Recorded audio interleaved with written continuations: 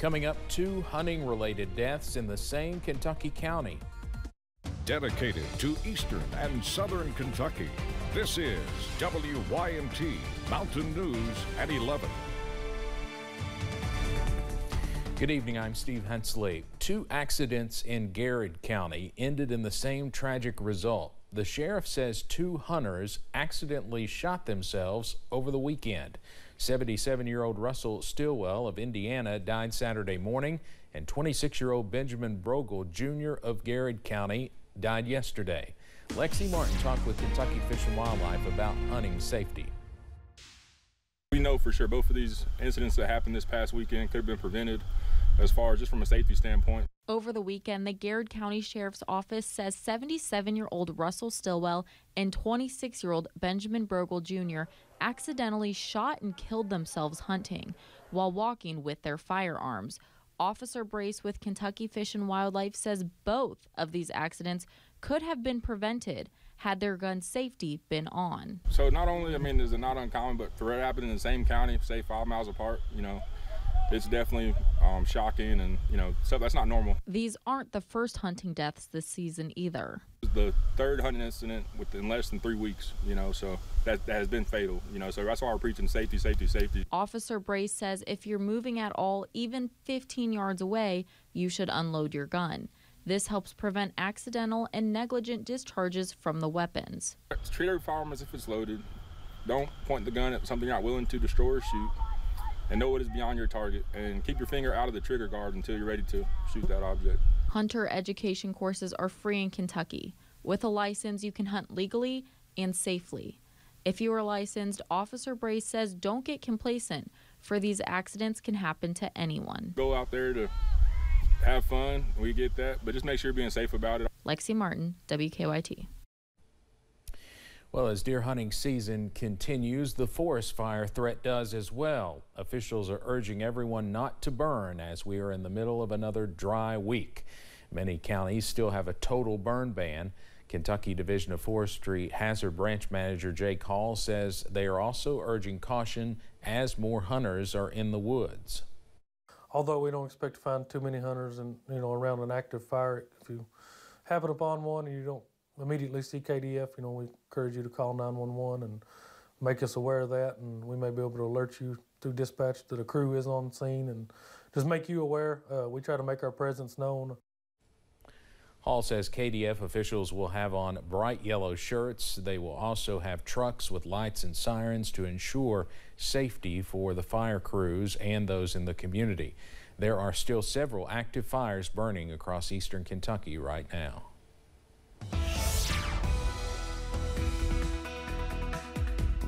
Well, that fire danger will remain elevated for much of this week as more dry weather is on the way. But as we go into tonight, we are tracking a cold front across the mountains at this hour. Now, usually when we have a cold front, we have some showers, but not tonight as that moisture is very limited across our region. However, that weather system will bring another shot of cooler air as we go into tonight. Temperatures right now anywhere from the upper 30s to the lower 50s, up to 53 in Jackson, 52 in Pikeville, but down to 38 for Irvin, 36 over in Grundy at this hour, and all of us waking up in the 30s as you wake up and walk out the door on Tuesday. Middle to upper 30s across the region, possibly a few pockets of lower 30s in those cooler pockets. Again, we stay dry overnight under a partly cloudy sky, and high pressure continues to be the big story on your Tuesday, also for the middle of this week by Wednesday and Thursday. And as that high pressure sits over the mountains, more dry weather, but also some more warmer weather is on the way, possibly some upper 60s, lower 70s by Thursday,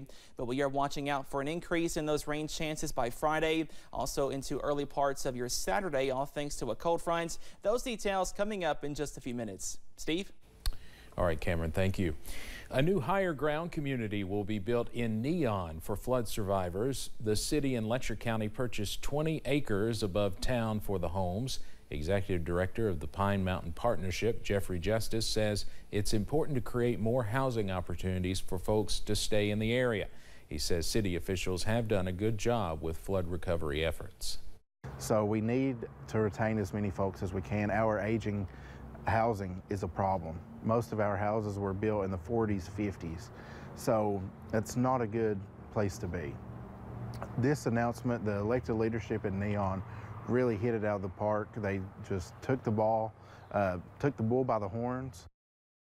The project is still in the planning stages. Officials say they hope to have a completed plan next summer.